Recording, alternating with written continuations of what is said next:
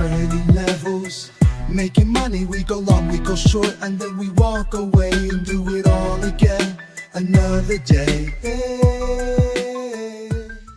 Let's take a look at 828, and the NY Open MNQ pushes straight into R3 at 23,735, showing strong momentum right out of the gate. Quick pullback to R1, but buyers step in and drive it higher. Price continues to stair-step up level to level, now testing R4 at 23,799.